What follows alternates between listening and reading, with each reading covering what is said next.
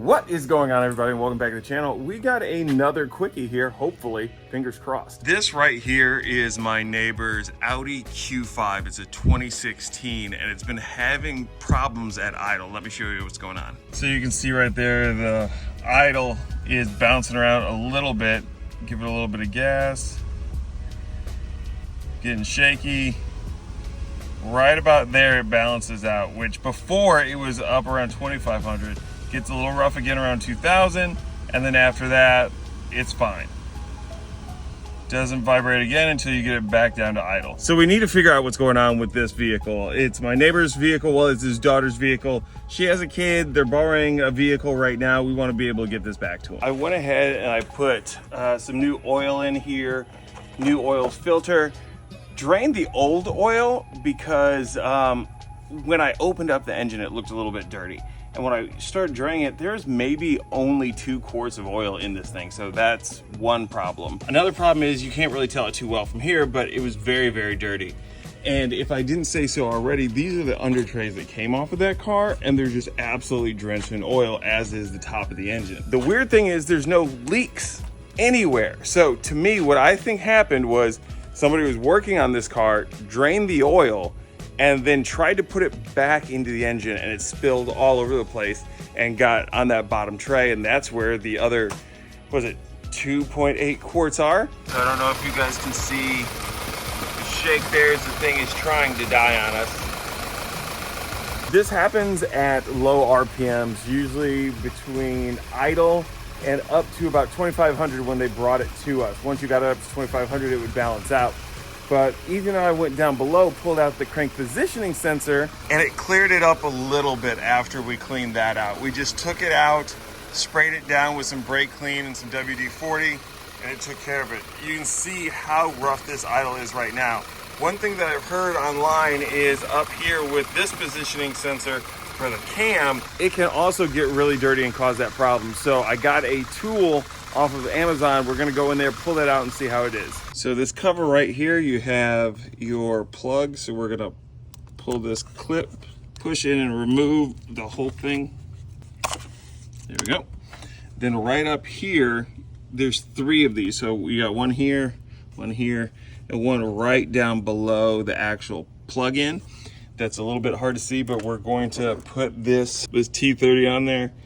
And then since you can't really get a wrench in here because of how tight this is, what I have done is I have this 1/4 ratcheting wrench I'm gonna put around the base of this and allow us to get this off.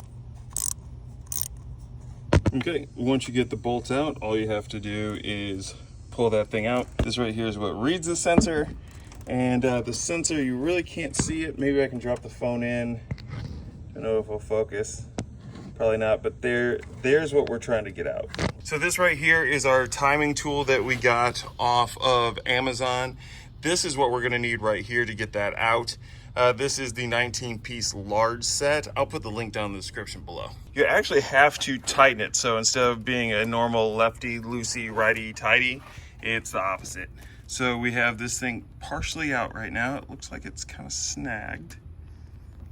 Gotta just finish turning her out and then we'll take a look at it. Here is that sensor right there. You can see there's a bunch of oil and stuff on it because it sits inside the engine. And then we're having to use a couple of picks there to get this thing out. We're gonna spray this down with some engine degreaser and see if we can clean this out and pop it back in, see if it works. A lot of people online are saying that if you do that, this can fix this problem. We're gonna find out. Okay, so we have our VVT sitting here, soaking in some of this engine degreaser. I sprayed it down and it was looking pretty good.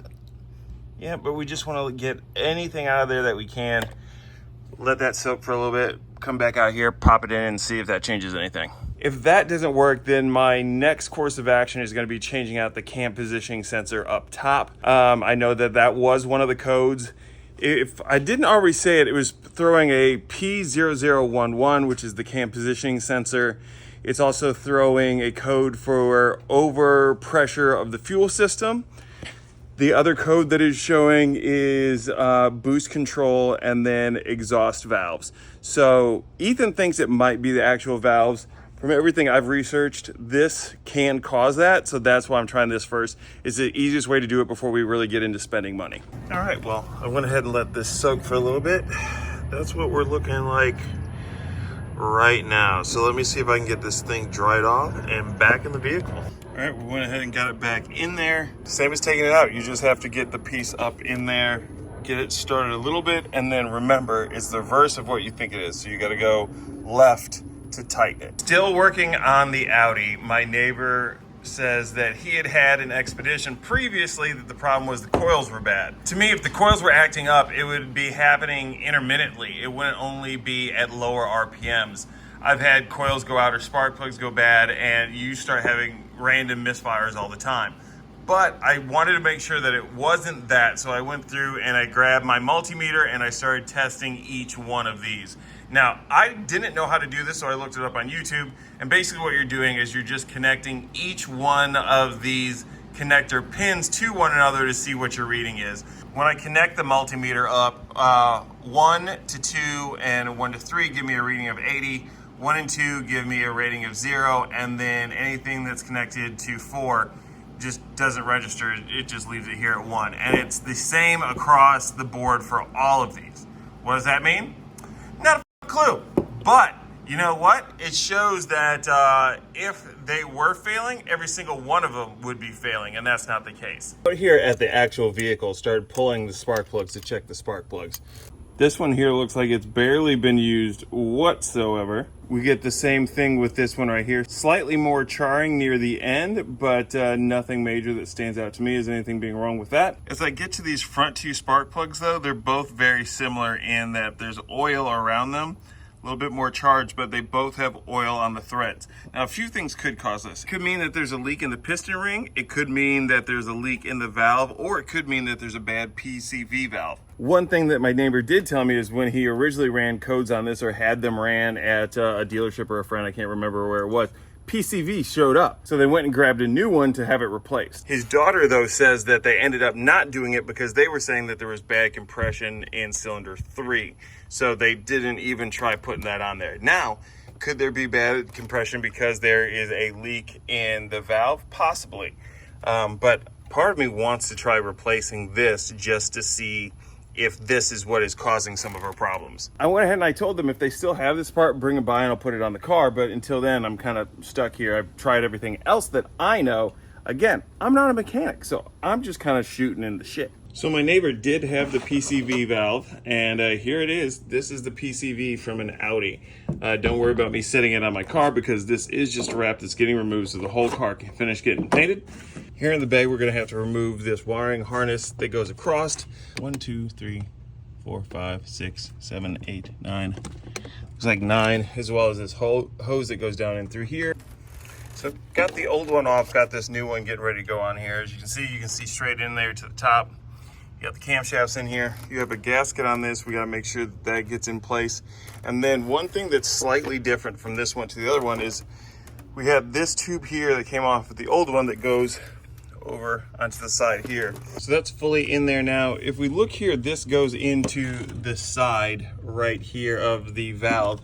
We have one right here. But if you look at the way this line goes through, it goes down and down there to the back of what appears to be the front of the turbo. I did take off the air hose, and that's an inlet pipe that goes down, curves, goes right into the turbo. But this here doesn't bolt into place. This snaps in on some type of other connection. It's not this.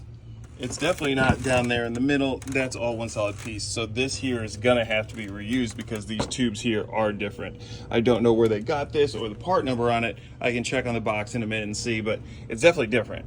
All right, so we did the PCV valve. That didn't change it. We cleaned this sensor as well as the lower one, replace that, didn't fix it. So my neighbor wants me to go ahead and try and replace the ignition coils. So we're gonna go ahead and pop those out. All we have to do is remove this bolt right here and then these safety clips, and this whole thing comes out. All right, new coils are in. Like I said, remove this one bolt after you take off the cover. This will allow you to slide these all back as one unit, pop these out individually. They're all slotted here on the side, so there's only one way you can put them in and connect them up. Let's see if this fixed it. I just went ahead, I put some fuel injector cleaner in there, and then I've changed out the cam positioning sensor and I've cleaned out the VVTs. So we're gonna see if this does anything at all to help this car. So I've tried a couple times to clear out the check engine light inside here and nothing I've done has worked, but let's go ahead and start this thing up.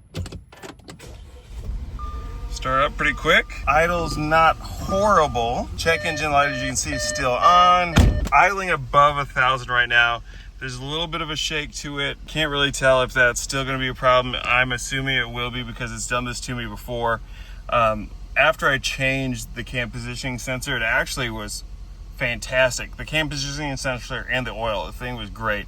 And then the idle dropped down below 1,000, somewhere around 800, and started shaking again.